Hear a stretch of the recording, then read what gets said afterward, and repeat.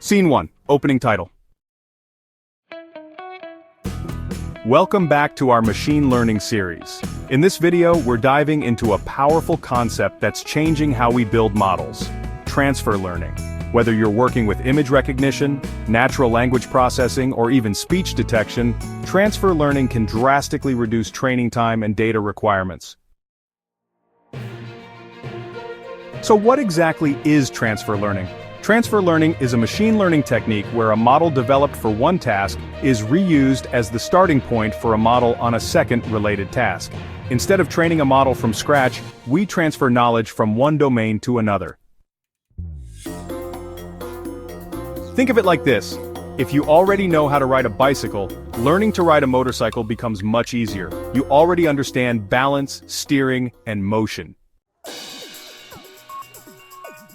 Why is transfer learning such a big deal? Well, faster training is one reason. Since the model already has learned basic features, training becomes quicker. Another reason is that less data is required, which is especially useful when you don't have a large data set. And, of course, better generalization. Leveraging pre-trained knowledge often leads to better performance on related tasks.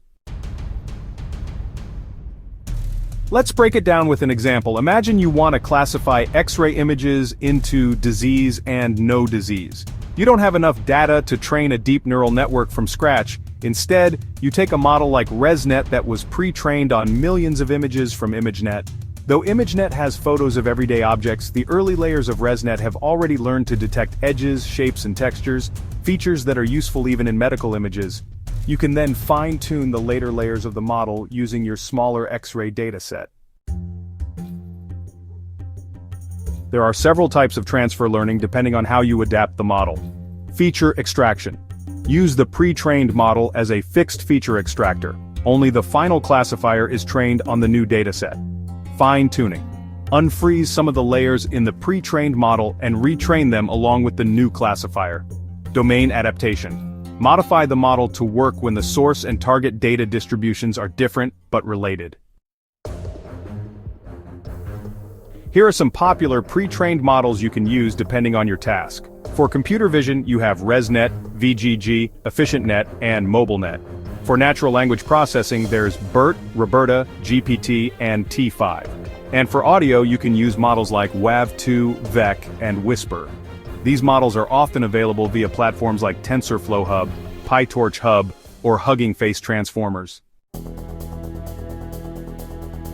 Transfer learning is already powering many real-world applications. It's used for diagnosing diseases from limited medical images, performing sentiment analysis with small product review datasets, recognizing voice in low-resource languages, and detecting defects in manufacturing with minimal data.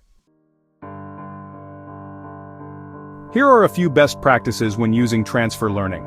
First, freeze carefully. Start with most layers frozen and gradually unfreeze if needed. Also, monitor for overfitting since pre-trained models can overfit small datasets. Use techniques like dropout, early stopping, and data augmentation. And finally, match domains when possible. The more related your target task is to the original task, the better the transfer. Of course, transfer learning isn't perfect. If your target task is too different from the source task, the pre-trained features might not help, or could even hurt. Large pre-trained models can be resource-intensive to fine-tune. It requires careful experimentation to choose what layers to freeze and how to adapt. Transfer learning continues to evolve. With innovations like foundation models and multimodal pre-training, we're now building systems that understand language, images, and even video together. The future is heading towards zero-shot and few-shot learning, where models generalize to new tasks with little or no training data. To sum up, transfer learning helps reuse knowledge from one task to improve performance on another. It's widely used in vision, NLP, and speech. It can save time, resources, and improve results, especially when data is limited. If you're not already using transfer learning, now's the perfect time to start. Thank you for watching.